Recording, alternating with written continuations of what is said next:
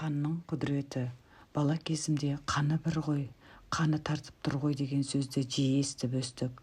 Қанына тартпағанның қарысынсын, тағы да басқа қан деген қасиетті ұғымдардың астарында туыстық жақындықтың нышаны жататынын аңғаратын едік. Бірақ қазақ неге осы сөзге тоқтаған? Оның ғажап құпиясы мен терең мәнін қарапайым ғана қазақшалы дәлелдегенде халықтың даналық көрегендігі мен өмірдің адам біле бермейтін кез келген ғұламалардың өзі шеше алмайтын сансыз сырларына көз жеткіздік. Сонымен қан. 1895 жылы әйгілі Бұхара медресесін бітіріп, дә молла атағын алған Кәтен 1899 жылы Мекке мен Мәдинаға барып қажы атанды. Туған жеріне келіп медресе ашты. Әкесі де өзі де дәулетті өмір сүрді. 1917 жылы Алашорда өкіметіне ер-тұрман мен 100 жорға ат берді. Байлығымен де, мырзалығымен де, молдалық, көріпкелдік қасиеттерімен де аты көпке жайылды. 1928 жылы бүкіл мал-мүлкі конфиске ұшырап талауға түсті. Өзі жатарда бар, таңертең жоқ боп шықты. Сол кеткеннен мол кетті. Артында қалған әйелі мен балалары 1932 жылы аштан қырылды. Інілері 1932 жылы халық жауы болып ұсталып атылды.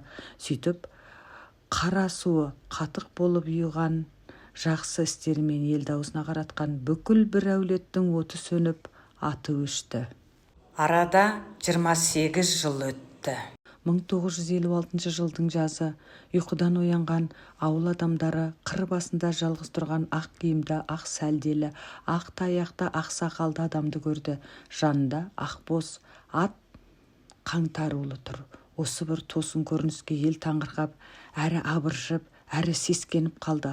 Ауыл ақсақалы Таласбай молда қатты толқып, құдіретті күшті Құдайым, жақсылық болғай, жақсылыққа бастай көр деп, таяғын қолына алып, шапанын жамылып қыр үстіндегі адамға асығыс адымдады. Оған 3-4 адам ерді. Молда жақындай бере, Алла, Алла, көргенімді рас қыла көр деп оқыс дауыстап қалды да, Кәтекем, асыл туған Кәтекем, арысым, аға екем деп таяғын тастай жүгіріп, кең құшағын жая қатты үн шығара өкіре ұмтылды. Уа, Таласбаймысың, Таласбай, жанымбысың деуден әр сөзге келе алмай қалған қария Таласбайдың құшағына құлай берді. Сөйтіп, бір түнде ғайып болған Кәтен бір таңда тағы да пайда болды. Кәтен келді деген қуанышты хабар елден елге, ауылдан қалаға қанат біткендей ұшып бара жатты. Бұған біреулер сенді, біреулер сенбеді, біреулер жағасын ұстады. Кәтекең Таласбайдың кең үйінде отыр. Арманды сөздер, жүрек жарғандай қуаныштар, сағынышты өксу, көл болған көз жастары таусылар емес. Есік ашылып ішке кірген әр адамға Кәтен үмітпен қарайды. Біреулерді күтіп отырғандай қатты алаңдаған жайы бар. Онан қараған сезімтал үй иесі сөз бастады. Кәтеке, елге аман оралуыңызға жалғыз туысқандар емес, бүкіл арғын қыпшақ қуанып отыр. Қуаныштың екі түрі бар. Бірі күткен қуаныш, екіншісі күтпеген қуаныш. Сол күтпеген қуаныш үстінде отырмыз.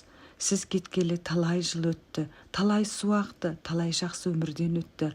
Ат ауыздығымен су ішкен, ер етігімен су кешкен заман болды.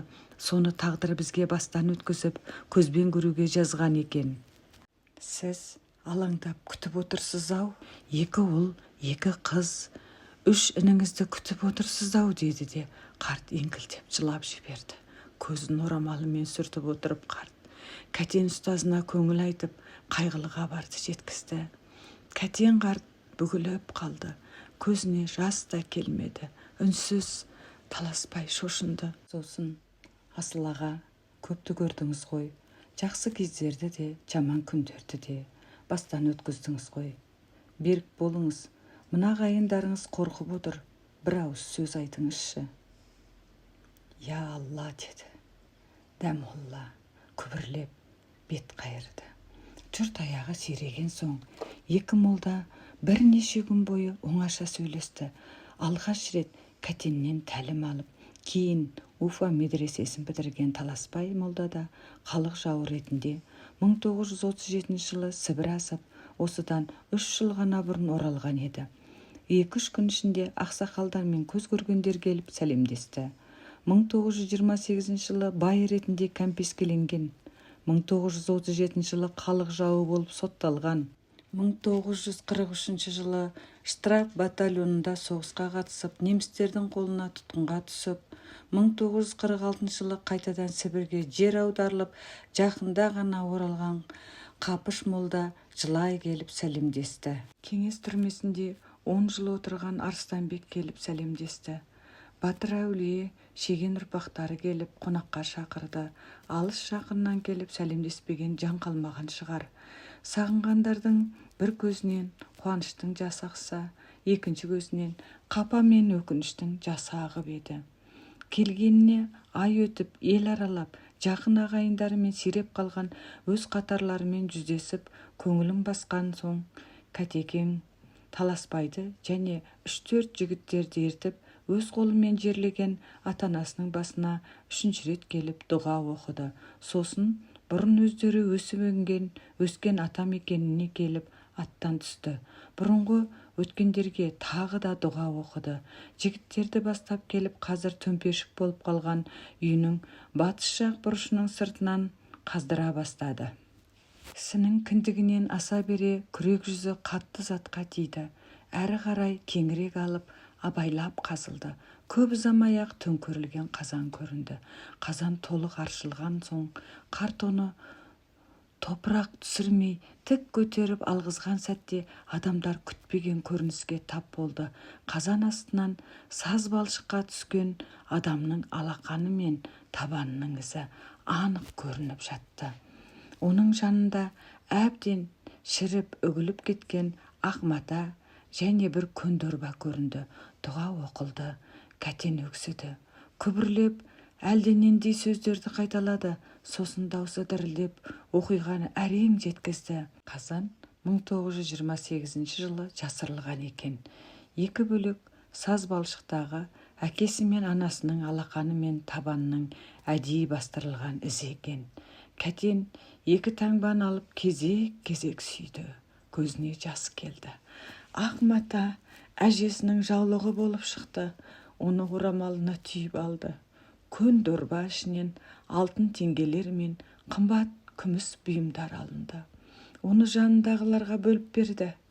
2-3 күн өткеннен кейін қасына кетпен күрегі бар 3-4 жігітті ертіп, 2 молда тағы да атқа қонды. Көп ұзамай-ақ бір дөңнің басындағы әрең көрінетін көп қабірдің жанына тоқтап Таласбай Құран оқыды. Кәтеке, деді Таласбай, 1931 жылы алапат аштық болды.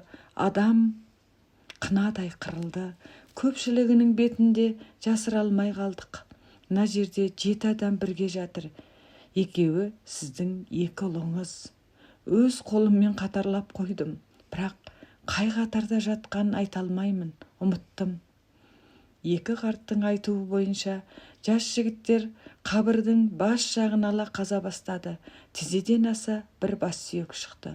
Топырағы тазартылған сары тап болған сүйекті алдына қойып, Кәтекең қалтасынан бәкісін алды да өз сұқ саусағының басын тіліп жіберді. Тамшылап аққан қанды бас сүйекке тамызды. Қан сүйекке тамшы болып тұрып қалды. Бұл менің ұлым емес, деді қарт. 2-ші бас сүйек қазылып алынды. Қарт өз қанының бір тамшысын тамызған сәтте қан бас сүйекке құмға құйған судай сіңіп кетті.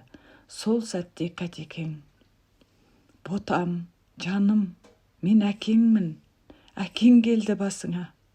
Құдайдың бұл кездестіргеніне шүкір, деп бас сүйекті кеудесіне қысып алып, домалантып сүйе бастады да бүгіле берді.